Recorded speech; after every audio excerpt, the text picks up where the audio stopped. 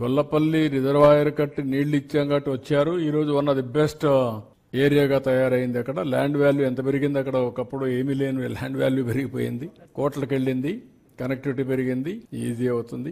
ఇప్పుడు అక్కడ ఇండస్ట్రీస్ వస్తున్నాయి, ఇంకా చాలా వస్తాయి. ఇప్పుడు వాటర్ ఉంటే అక్కడంతా కూడా ఓర్వకల్, కొప్పర్తి, ఈ యొక్క బెంగళూరు టు హైదరాబాద్ కారిడార్, ఆ హైవే అది ఇప్పుడు ఉండేది కాకుండా రేపు రాబోయే రోజుల్లో 8 లైన్ చేయడం. మొన్న కూడా నేను రైల్వే మినిస్టర్తో మాట్లాడినప్పుడు చెప్పాను, ఈ 4 సిటీలు 4 కోట్ల జనాభా, హైదరాబాద్, బెంగళూరు, అమరావతి, చెన్నై.